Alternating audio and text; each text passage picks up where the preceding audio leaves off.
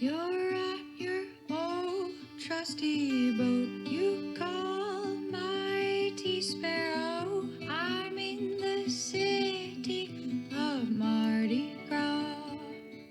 Welcome to the Sailing into Oblivion podcast, where we sit down with everyday people who do extraordinary things. I'm your host, Jerome Rand. Greetings, everyone, from the woods up here in northern lower Michigan, if I'm going to be precise about it at this point, which I think I should. Yeah, we're here. We're in Jeromestown, and after precisely one day or 13 hours of laborious labor, I have 2 tents, some nice cushy couch-like pool furniture, a big old stack of wood, tiki torches, some new cedar wood chips, and epic vibes in the woods. I slept out here last night in a very small tent. I got an old 1-person or 1.5-person tent, threw it up because I arrived here to a house full of people and just needed to get something up before it got dark. And so that's what I did. And I didn't get much sleep last night, I'm not going to lie. You know, the cushy, lovely bunk on Sparrow has spoiled me. It's spoiled me into not really being all that comfortable sleeping on the dirt. Although I did finally, when I managed to go to sleep, I hit it pretty hard. So that's pretty good. But tonight we had some more festivities and everything after quite a long day. Oh man. And I finally had to bow out because I am exhausted. And that's what this one sort of centers around, exhaustion, because that's where I am. And as much as exhaustion sometimes doesn't feel good, it feels pretty good right now, at least after being able to sit in what caused that exhaustion and feel pretty good about it. Oh man, what a day. This will be the 4th iteration of Jeromestown with the tents and the platforms and all that. And it is such a nice place, but it'll never be the same. Not like the first year, the inaugural year, which took place in 2018, directly after my trip around the world. And I had sort of plotted and planned the outline and the footprint of this place. I already knew where it was because I used to use this as sort of a little camp, you know, if I was up here for the summer and couldn't quite get away to the great expanses of wilderness in the UP Upper Peninsula for non-Michigan folk. Then I'd escape off to these woods. You know, we've been out here since the 90s, early 90s, and it's old farm fields and all that sort of stuff, what you would call wasteland, so to speak, where you have lakefront property sort of all around our area, but we're sort of in the middle of it, which is great because it means you don't have any neighbors and the land was cheap. Pretty much still is, actually. Oh, I can hear a deer snorting away. Huh. Gosh, I love being out in the woods. I've forgotten what it's like. You know, being in that boatyard where the only wildlife you see are a couple of groundhogs and murder kitty running around trying to kill them. That's pretty much it. And I guess you could consider when you see Murphy rolling out to go lobstering at 5 a.m. after a long night, a joyous long night. That's like a wild beast. That's like a Sasquatch sighting. Love you, bud. Miss you already. Only been gone a day and a half and I already miss Murph. And all the rest of the crew out there at Night Marine. Big shout out to them because, man, oh man, when you get accepted into a family like that, there's nothing else left to do but just be thankful that you're included and getting a bit nostalgic. Nah, I don't want to get too nostalgic right now. I want to focus on the exhaustion thing because it really is even the word exhaustion sounds like sort of negative, but I don't think it is. I've always sort of taken that as a positive. I mean, I know when I finally finish this recording and I hop into my queen size blow up mattress and lay my head on that pillow and blink off into sleep pretty much immediately, it is going to feel so good. And part of it, I sort of started getting a little tired right after dinner, and I don't know. I mean, I've been up for pretty much the whole day, pretty early, and just went gun ho because it takes one day to set this place up and one day to take it down. If you're moving pretty fast and you just don't get distracted by anything else. And if I'm going to be up here for more than 2 weeks, then I'll always set it up because it's definitely worth it at that point. But I kind of took a pause and I thought about, I don't know, the weeks and the all the time leading up to the week with Lobster Fest, the volunteering there, and then just the work at the yard, trying to sort of leave it in as best a shape as possible. I've always felt that way when you're going to take a hiatus from your job. You always want to make sure you're given the extra juice to sort of leave on that high note and hopefully come back when it's not quite so great, and then you can fix it all back up and get a little recognition that way. Ooh, top tip right there. I don't know. If you can't tell I'm already a little loopy, well, who knows? But yeah, I don't know. There's something about that. And I get that out when I'm sailing as well.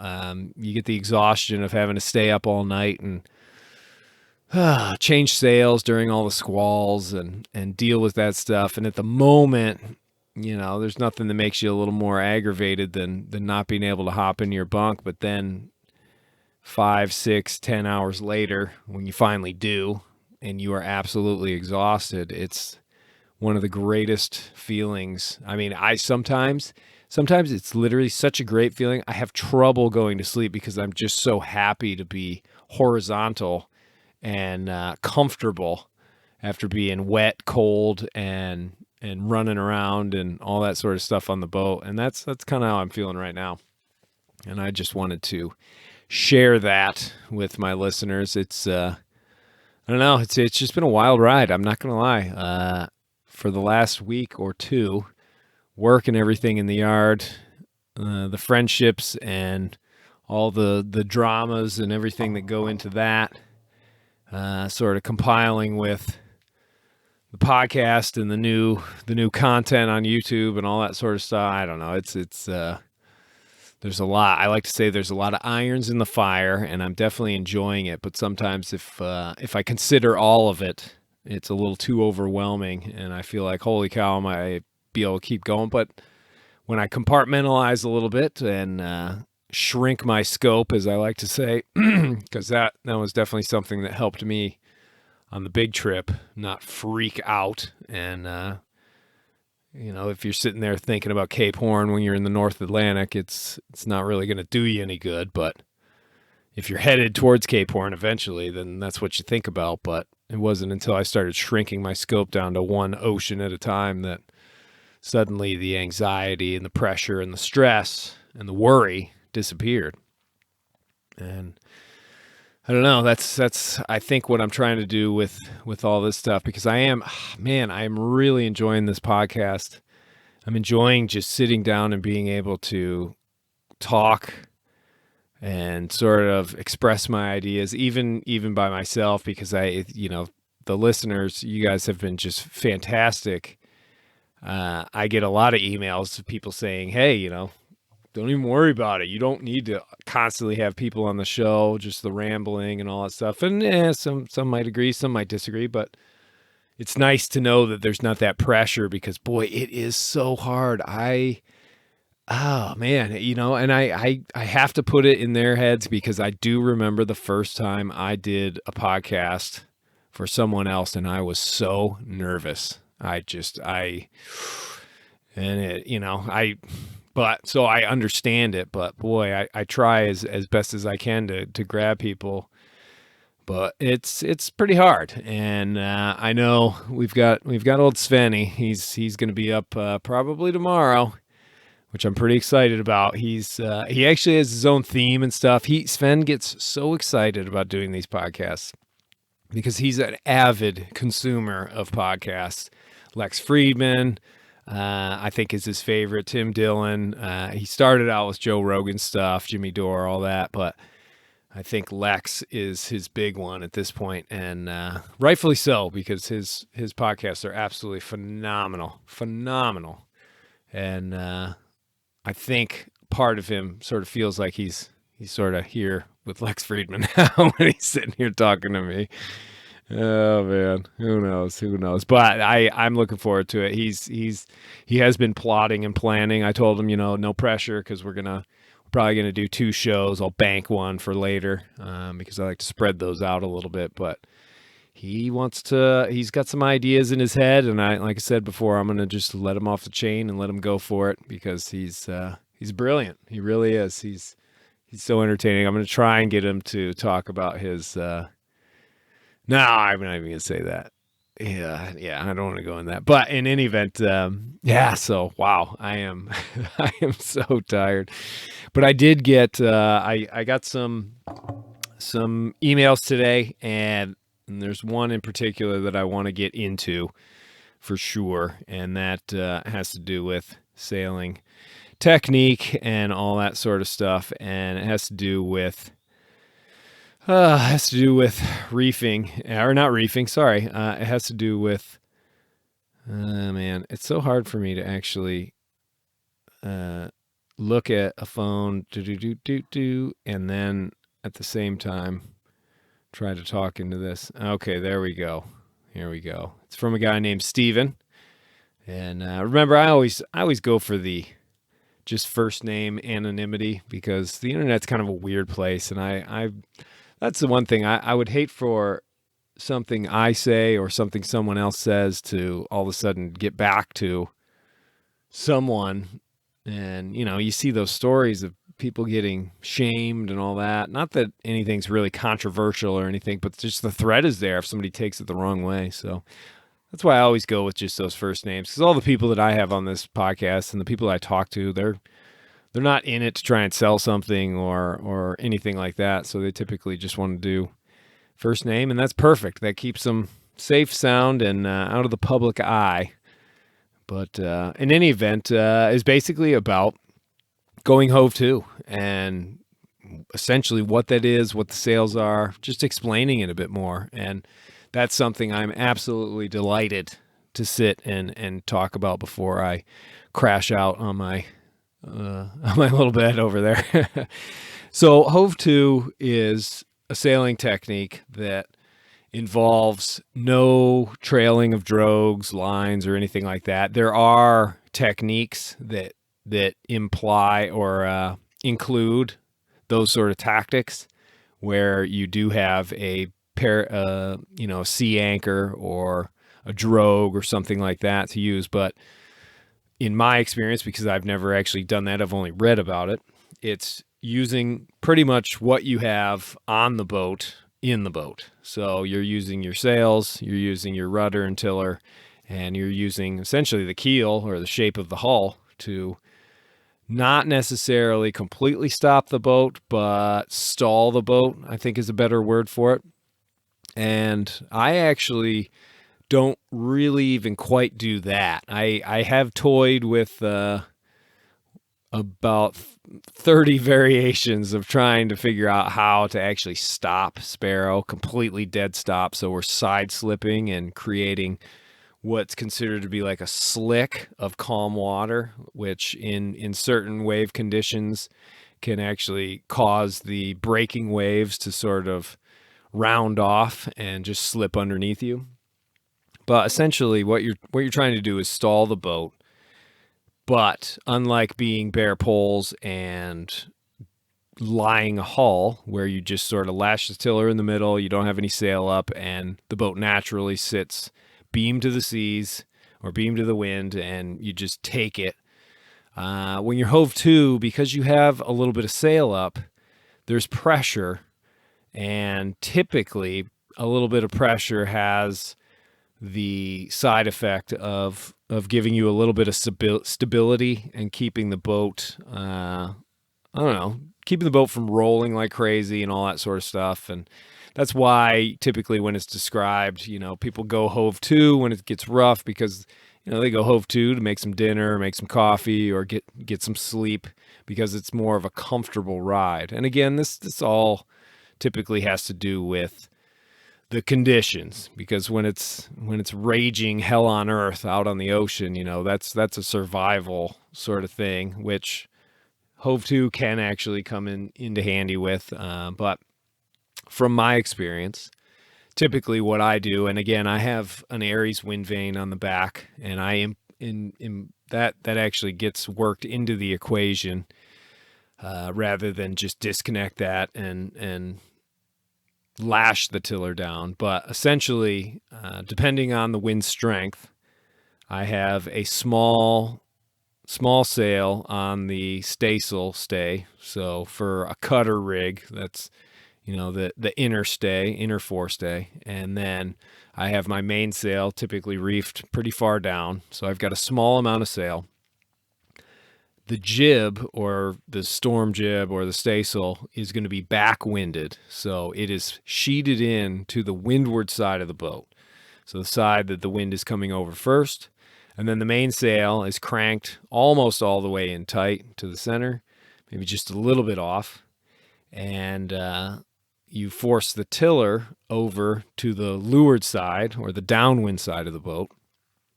And essentially what happens is the main gets a little bit of power in it, and the boat moves forward just a touch. But because the tiller is over to leeward, the boat wants to turn into the wind when it moves forward. But as it rounds up a little bit into the wind, the pressure on that jib or the staysail, because it's on the wrong side of the boat, pushes the bow back down. And essentially, when everything is fine-tuned and just right, it's not like the boat's rounding up and coming down, rounding up and coming down. No, the boat sort of holds its position. And ideally, as far as I'm concerned, and in my experience, that's the goal of being Hove-To. And when you are tweaking and tuning it, you're essentially trying to either increase or decrease the speed that the boat is actually doing. And if you want to create the slick to sort of calm the waves that are just upwind of you, you essentially want the boat to be almost completely stopped. I tend to prefer that the boat is actually moving at about a knot, and that allows, I think, in my experience again, it allows for the boat to sort of point a little higher into the wind, maybe 60 degrees, 70 degrees, and take some of the breaking seas more on the bow and less on the beam, which is still loud and scary and crazy when it gets really breaking. But at the same time, that's a strong part of the boat. It can take it, and that's sort of my goal. And a lot of times I do that by just easing the mainsail out a little bit. And I have a nice long traveler on the boat, so I can either do it that way, or I can just ease the mainsail out with the main sheet. The only problem with that, sometimes it creates so much twist in the sail, because I don't have a boom vang, that you can get some luffing action and vibration and all that sort of stuff. Because again, Hove-To, you're trying to get the boat to be comfortable, quiet, as best you can in those conditions, so that you can either sleep or eat, or just sort of escape the situation that you found yourself in. I mean, but yeah, I mean, typically, let's just say, for instance, sorry, before we do a scenario, so to speak, Mongo. So Mongo comes into play. Typically, when Mongo's wind blade is up in the air, you want it straight up and down, right into the wind, sort of thing, and that keeps the hydro blade, the rudder blade for the wind vane, right in the center, and so the tiller would be in the center. And all I do is I disconnect it, and then I disconnect the control lines, and then I put the tiller hard over, and then I reconnect them, so that Mongo thinks the tiller should be in the center. So it's acting like the tiller's in the center, but the tiller is way down to leeward. And essentially that just keeps it going. And I kind of feel like Mongo is so experienced at this point that he can just sort of, it helps to actually keep the boat on track a little bit more. I have had issues in the past where the tiller starts banging against the boomkin or something like that, and then I just have to tune it up a little bit and pull a little more into windward. But you know, that's just another thing you have to add. You can just forego the whole wind vane thing and lash the tiller down to leeward and just leave it there, and it's good to go. But I just incorporate Mongo because that's the way I've always done it. And essentially, yeah, it's worked out pretty well. One of the tough situations that I found myself in going through Wanda was just that the waves had sort of built up so quickly. They were steep, and we were just plunging off of them, and there wasn't really a whole lot I could do. Mostly because that whole thing happened in the middle of the night, and it's dark, and whenever it's dark and that's going on, everything seems a little scarier. You don't really know. You can't see too much. You sort of want to play it safe, or at least I did that night. And I figured Sparrow could just take the beating and make it through. Plus, I didn't even know it was actually that much of a beating. I mean, it wasn't like a bell was ringing every single time the bowsprit was taking a serious blow. But it's one of those things where a few modifications and probably wouldn't have been a problem. Or if you have a boat that doesn't have a bowsprit on it, you know, you're just gonna be plunging up and down into those waves. But yeah, essentially that's sort of the sail plan that I go with. And again, it's all dependent on the wind. If it's sort of a situation where you just want to hove to for a few hours until the wind shift comes or something like that, and it's blowing 20, 25, yeah, you might have a staysail and the second reef in the main. As long as it's balanced, you're good to go. If it's blowing 45 and you're doing the same thing, just waiting, then yeah, you probably have a storm jib and a triple reef main. I know in Wanda, the winds were definitely up in the 50 knot range, and I was down to my small storm jib, triple reefed main, and we were heeled way over, kind of scarily over. But, you know, again, it was the middle of the night, and that was only for a little bit when the eye wall sort of approached and went through it. And then the wind all died, and the mainsail's like slatting away for about 15, 20 minutes until the other side hit. But, I don't know. It's amazing how, because you got to remember that when that boat does heel over, the more it heels over, the more wind it's spilling off of those sails and less effective the sails become. And so that has to be sort of taken into account. But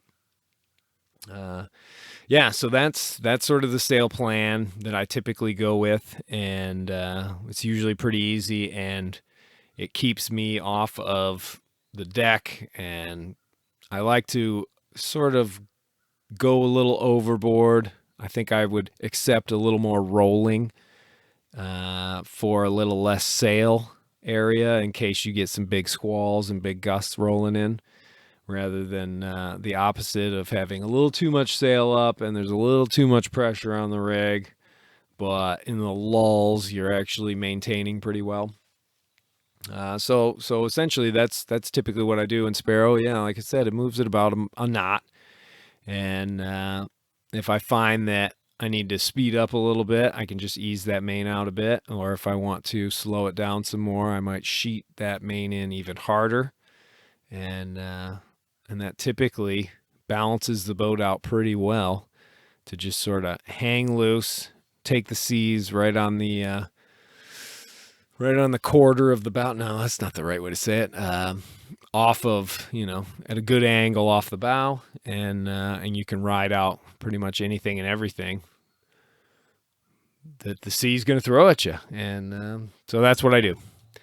And other than that, I don't know. It seemed to work in so many different situations and so many different sea types. I think one of the worst situations that I had where Hove-To was sort of the way to go, a long time ago, 2000, Holy smokes. It would have been the fall of 2018. So after repairing things and getting everything ready from the trip around the world, uh, I was headed from Maine down to Charleston, South Carolina to do a few talks and ended up, I think it was in November I had left. So it was already a bit of a late start.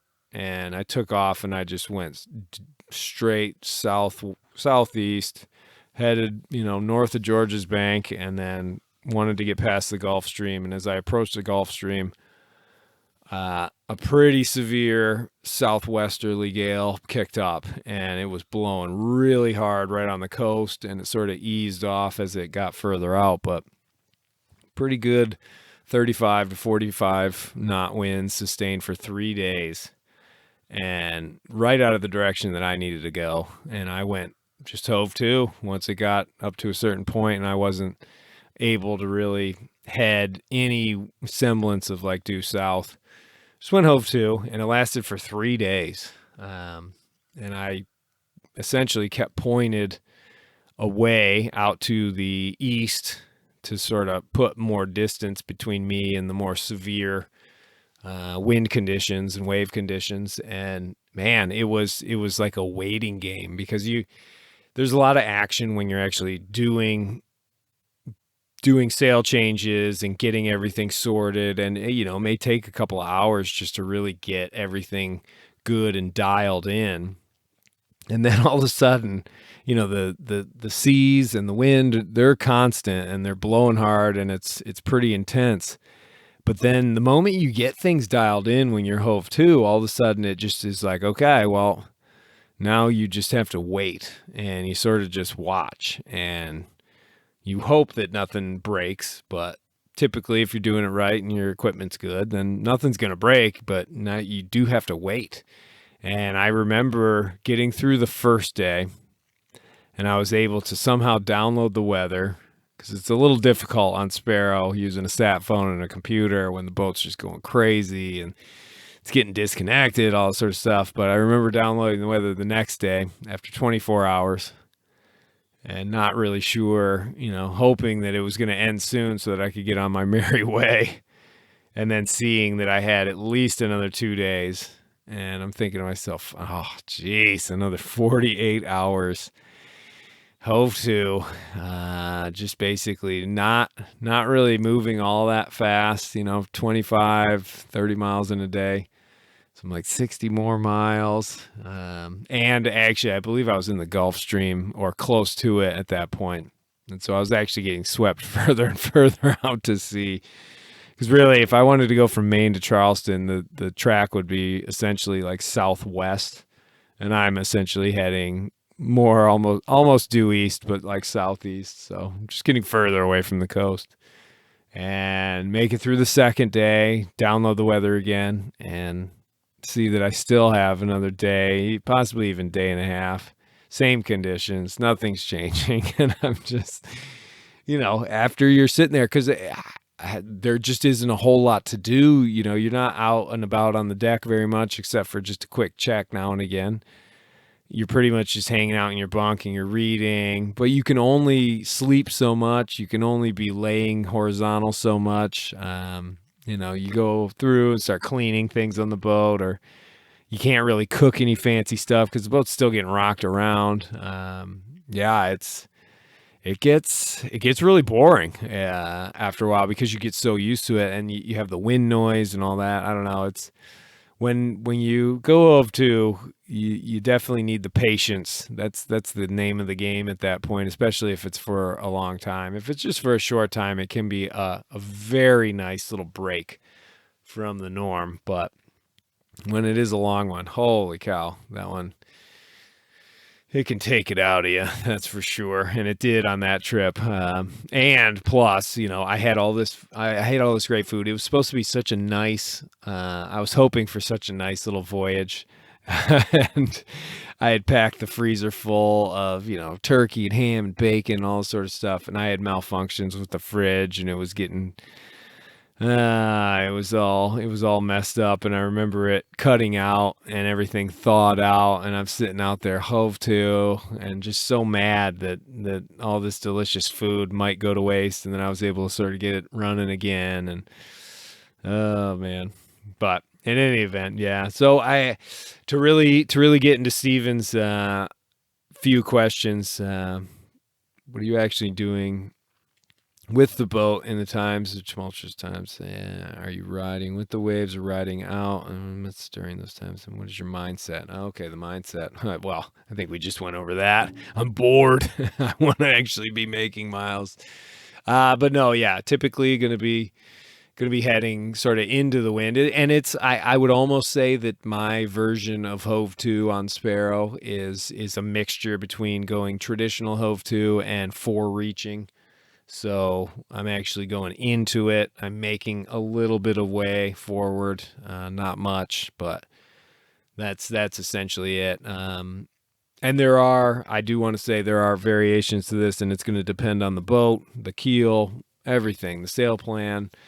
You always have to know the boat that you're on, whether it's a delivery or if it's your own boat. You test it out. Test it out in lighter winds, test it out in medium winds, and then test it out in heavy winds. And that is the absolute best. There's nothing worse than finding yourself in a really bad situation. A sudden storm comes up and gets really bad, and then all of a sudden you're essentially, well, now you've got to try it out for the first time and you're bumbling around. You don't want to be doing that. You always want to test that stuff out and see how your boat reacts, and tweak it and play with it and work with it, and, see what you come up with. But I've found, at least for my old Sparrow, the old heavy displacement, full keel boat, she likes that backwinded jib, main sheeted in, and tiller over to leeward. So definitely seems to work. As far as the mindset, yeah, it really is.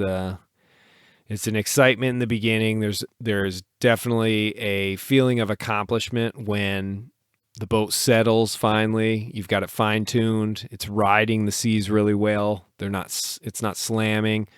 The heeling isn't excessive, but the pressure is good. The boat's not rolling. That's when you know you're really dialed in, and you'll definitely feel some good accomplishment there. And that usually leads to a nice little bit of sleep, maybe a meal, all that sort of stuff. But then it definitely gets old pretty quick because, well, at least for me, whenever I'm sitting and floating and I'm not moving, making miles, that's when I get a little frustrated, and that's when the mental sort of games go. But it all comes down to patience. It's all about patience and just knowing that eventually those winds are going to change and you'll be on your merry way, but you just got to last through it and try not to drink all the beers and eat all the food and eat all the candy bars or whatever treats you have, because once you get out of it, that's when you're going to actually want those things, because they're going to be even that much better if you wait. So I want to just thank Steven for that. That's pretty cool. I love questions like that where I can sort of get really into them and involved and stuff. I guess the last thing I would say about going Hove-To, once you have practiced it a few times and you get pretty competent with it, one of the nice parts is that it's something that you can accomplish very quickly as far as a maneuver of like, holy cow, we've had a serious problem, something is broken, or the winds just went insane. Boom, let's go Hove-To, and then we'll be able to sort this thing out and then maybe go on our merry way after that. And so it's, compared to, and again, I'm not going to really speak on it because I don't know, but I from what I've read, deploying a drogue and all that sort of stuff takes a little bit of time. And again, depending, some boats are way better, well equipped for being able to deploy one of those quickly. And I'm sure, just like going Hove-To, if you've practiced it, it can go pretty fast. So, but I don't know. There's something about if I'm in some pretty ugly weather and I'm, maybe I'm reaching or I'm even broad reaching under storm jib and triple reef main. If I'm like, all right, whoa, I need to just settle and I'm done. I'm cashed out. I need to sleep or something like that. The fact that I know I can either jibe or possibly tack and just keep that storm jib sheeted hard and then settle the boat down and go Hove-To and then just go collapse, a minute or two later. I like that. I like that idea, and I think it's definitely a valuable resource on the boat for sure. But yeah, so thank you, Stephen, for that email. And if anybody else wants to ever write into the show, obviously go over to sailingintoOblivion.com and click on the old podcast side and changed up the button, trying to get a little tech savvy. It's big, it's red, it says contact the show, and you can just write to me. And I definitely read them. I'm definitely getting a lot of them these days and trying to keep up. And yeah, I love getting that feedback because it's basically a prod to keep going and keep making more stuff and get more people on here and everything. So very, very cool. But now it's the darkness. I'm in kind of I guess, I don't know, like a pretty thick forest out here. The field is maybe 50 to 100 feet away. And so out there, it looks like still like daylight, but in the woods, it's dark, like dark. There's still a little color in the sky through the trees, but not much. So it's very, very beautiful. I definitely like it. No mosquitoes really to speak of, which is awesome. Last year they were pretty bad, but this year they are non-existent, which I really like. But I'm going to go, after I finish up with this, I've got a few little of those lawn light, garden light thingies to go plug in on the path. This path winds its way up here, and as much as I would love to have a fire, I know my body, and when it wants a good night's sleep in exchange for a night of many beers and staying up late, it wants that, and I want to obey. I am not 22 years old anymore, and pushing that limit these days is just not a good idea. I want to make sure I stay healthy, wealthy. Well, healthy, wealthy. Yeah, I'm wealthy. I'm wealthy in friendships, which is all the wealth that really counts. And wise. And so that's why I made the decision to bow out of this evening's festivities. But holy smokes. It is crazy to be back here.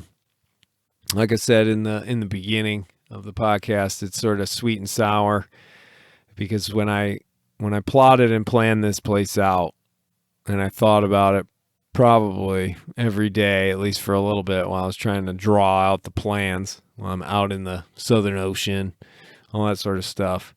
When I finally did make it here, I felt 100% like I had earned every last little wood chip, every last little bonfire, and every tiki torch. But since then, I've come back here for little chunks of each summer and set everything up. And while it does still feel good, it'll never feel quite as earned as it did that summer, because that's probably the only time it brought me to tears. Tiny little tears, but little tears all the while. And I remember after I had set everything up, built these platforms, took a couple days, and I lit my first bonfire out here. The new wood chips were there, and it was just me. Didn't have the beard anymore, any of that stuff. Been on land for probably 2 weeks at that point, and I just laid down on the earth, just flat on my back, looking up through the trees, smoke rising up through the leaves, and crackling fire next to me. And just, oh man, it felt so good. I just remember saying, I finally made it. I actually made it. And I don't know, it was one of those things. It's like one of those lessons where when you earn something, when you have to work really hard and go through all sorts of adversity and all that sort of stuff to actually get to some sort of goal that you have set, no matter how big or small. When you earn that, man, it makes it feel so good. When it's just given to you, when for whatever reason, luck or the universe just dumps something on you, It's nice. And hey, I'll take it for sure. But ain't there something about that when you earn it, when you fight your way into something and you just never back down and go through it and punch your way and punch your way and punch your way. And all of a sudden you finally break through that wall and the goal is yours and you reach it. Holy smokes, that feels good. That's the stuff that life is all about, I think.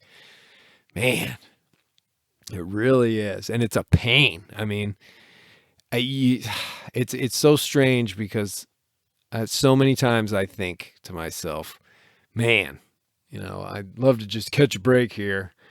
I'd love to catch a break. I'd love to have something just handed to me and fall into my lap. But I'm never going to appreciate that the way that I would appreciate something that I work as hard as possible to get through and just push, push, push and never back down. And then you finally make it to it and you earn it. And that's just, I don't know, it's been a fact in my life that for whatever reason, I still catch myself saying, man, I wish it'd be so nice if all of a sudden I just like tripped over a big bar of gold. And it's like, yeah, that would be great. That would be freaking great. But wouldn't it be even better if somehow you dove into math calculations like a alchemist and pored over them for 75 years finally to solve the riddle and turn lead to gold? How good would that gold feel? That's such a ridiculous comparison. Oh, man. I'm sort of loopy. I'm that exhausted. But I'm looking out on these woods. I'm feeling pretty good. That bed is calling my name. This is just so nice. So nice. And I think, I think in the end, I just wanted to share it with everybody. Share it, but in a quiet way where nobody can talk back to me, at least for a little while until somebody emails me saying, that's not how I go Hove-To. That'd be funny. Oh, man. Well, other than that, I think I'm going to cut this one off before the old hour and everything. Maybe I'll add something on tomorrow. I'm not gonna wander down to upload this where there's Wi-Fi and all that sort of stuff. I'm just gonna call it a night tonight, but we will definitely have old Svenny on the show and maybe somebody else tomorrow. We'll see. I'm very curious. I'm looking forward to it. I know Sven is as well, and it's going to be pretty fun. So before I go, as I always have to say, if you want to support the podcast, like so many fine examples of humankind have done and are doing, and I appreciate them heavily, and they are absolutely the best. You can head over to Patreon, Sailing into Oblivion. I'll put the link in the description, and thank you once again to everybody else for listening. The more I think about it, the more I like this show. I just, I enjoy doing it. And the fact that people seem to enjoy me doing it, then that makes me happy. So thank you all very much. I hope you have a wonderful week and we'll talk soon. Thanks for listening.